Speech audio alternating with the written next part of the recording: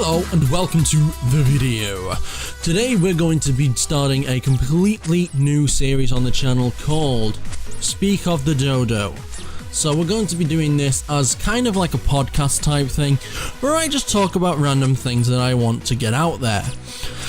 So this will not only be the announcement of Speak of the Dodo, but it will also be episode 1 of Speak of the Dodo. Now, the random gameplay in the background will have nothing to do with the topic, usually. Sometimes it might, and sometimes it won't.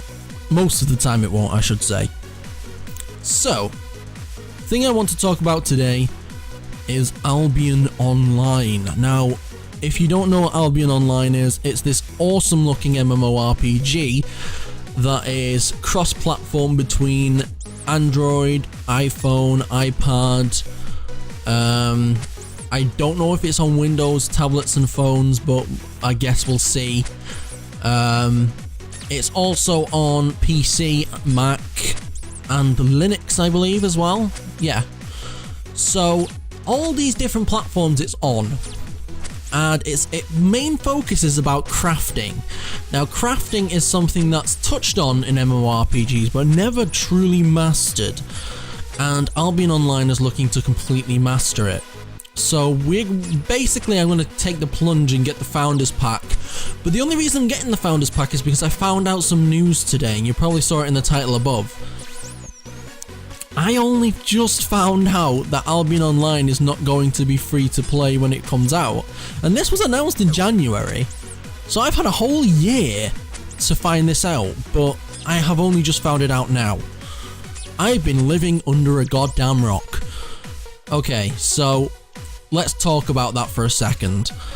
Albion Online was first announced as a free-to-play model, and it was going to be free-to-play when it launched. Now, you had to buy Founders Packs if you wanted to play the early betas and the alphas and, all that kind of stuff. Now, when they announced that it was going to be pay-to-play and buy-to-play, not pay... sorry. It was going to be buy-to-play, not free-to-play. That is kind of... at the same time as it being bad, yes, they announced it as free-to-play, it should stay free-to-play. It's good in the fact that you won't get such a hostile community because people are in fear of getting banned. Now, if people get banned in a free-to-play game, it really doesn't matter. Why does it not matter? Because they can just make another account. But if it's a buy-to-play game, you're going to have to buy another copy of the game in order to troll yet again. So it kind of dumbs that down a bit, which is good, which is very, very good. I'm guessing it had a little bit of backlash when it got announced that it was no longer going to be free to play, but at the same time I can see that people would probably sympathize and say, right, well, they obviously need money for what they've done, and not everyone is going to be paying into the cash shop. So that's, microtransactions, it kind of dumbs them down a bit, doesn't it? So they don't have to release microtransactions as much. Whereas if you did have that, then they would have to basically increase the microtransaction shop. Do you see what I'm saying there?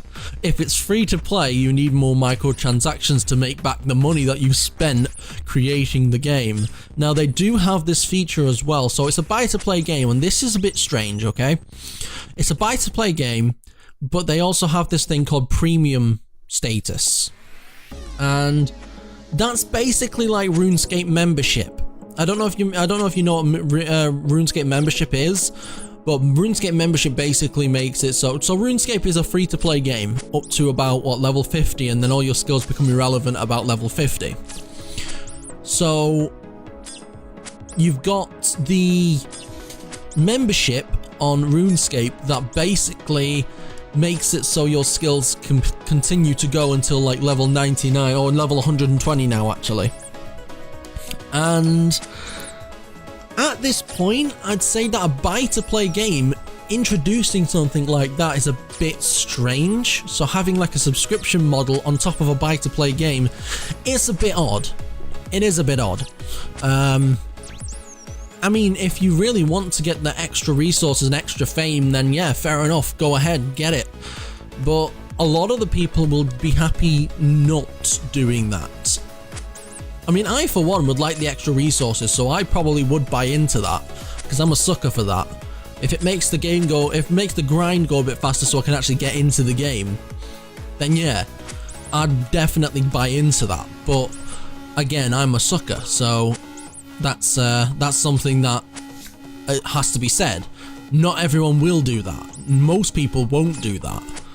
Now, another thing about Albion Online is that its free-to-play model kind of brought in the players. That kind of brought everyone in and thought, wow, this is going to be free-to-play? This is going to be amazing. Well, now you're buy-to-play, so are those players going to stick around, or are they gonna sod off and head for the hills? It's a question that needs to be answered, because if that thing releases, if Albion Online releases as a buy-to-play model, and there's a lot of people, including me, that didn't know it was going to be buy-to-play when it came out, and they thought it was going to be free-to-play, will they then buy it? There's no trial, there's no demo, there's no nothing, so you can't just test the game out to see if you like it or not. No, you have to just flat out buy the game. So it's an odd one. It is an odd one. I'd have to say that there's games that do it. It's hard to say. It's not better, but games like, I hate to say it, World of Warcraft offer a free trial period up to level 20. Now, if Albion Online did something like that, where it limits what you can do in the game, but still allows you to experience the core aspects of the game, then maybe people would shine to it a bit more, if that makes sense. It's a bit hard to actually try and pinpoint the time where World of Warcraft started implementing these trial things. They always implemented a 30-day trial, but it was never completely limited. Now, the trial extended on World of Warcraft to a up to level 20 type thing. So it doesn't, you've got no time limit, but it's up to level 20. After level 20, that's it. You know, you have to start paying. Although if you want to progress, you have to start paying.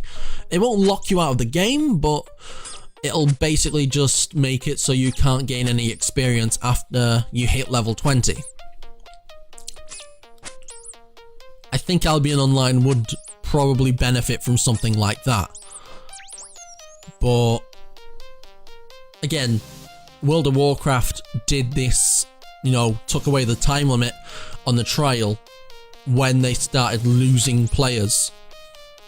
So maybe Albion Online will only do this when they start losing players. That's all I can think. That's all I can think of. Albion Online, a lot of people still play it. I know that. A lot of people still play it. It's not streamed much at all, and I'm not sure if there's an NDA on that, but I know a lot of people that have just said no. A lot of people have just said no. There's a lot of people on the forums that have said no, I'm not paying for this if I don't know what I'm getting into. And it's rightly so. It's rightly so. But I personally will be buying a Founders Pack as soon as I can afford it. I just got to pull £80 out of my arse somewhere.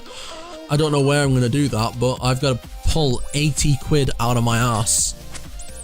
And hopefully I can find a way to do that, but apparently these starter packs that they're going to have after the game's released is a lot less valuable, shall we say, than the Founders Packs. The Founders Packs are, of course, very, very, very valuable in the fact that you get money, you get an in-game pet, you get loads of different things, an outfit, an adventurer's outfit, all these different things you get.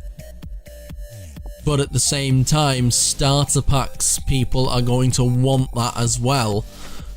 and it's just not possible. And the reason it's not possible is because you need to reward those who have helped you build the game. And I'd have to say that anyone who became a founder has indeed shaped the game. They're the ones that have got the game to where it is. Their money is what made the game. So, in saying that the starter pack should be the same as the founders packs, that's actually not the case at all. It shouldn't be, and it should never be. So I'm glad the developers of Albion Online are indeed keeping that aspect of it alive. Personally, I'm looking forward to Albion Online a lot. Really looking forward to Albion Online, actually. Really am looking forward to it. And now that I found it's buy to play, I'm just going to take the plunge and get the Founders Pack. I want the £80 one. And you're probably thinking, what the fuck are you playing at? Literally, the amount of things you get in the game is incredible. So I want the Founders Pack.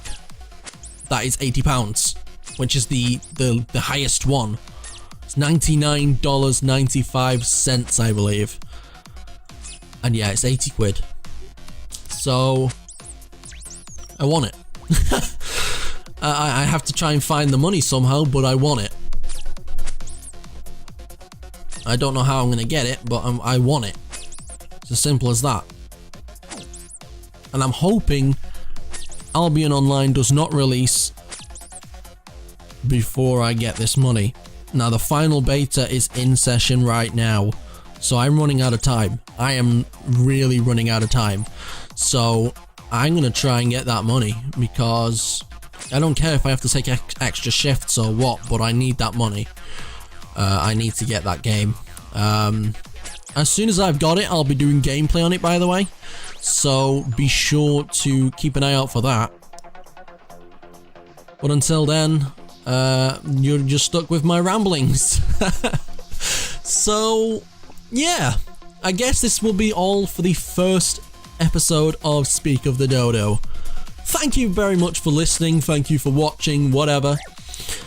And I hope you enjoyed this episode. If you did, then be sure to leave a like, be sure to comment below, and maybe subscribe if you like what you hear, like what you see, whatever. I don't really know what to say here, hear or see. You're not really seeing my words, so I guess it's what you hear. Yeah, whatever. This is gonna really play on my mind if I keep doing that.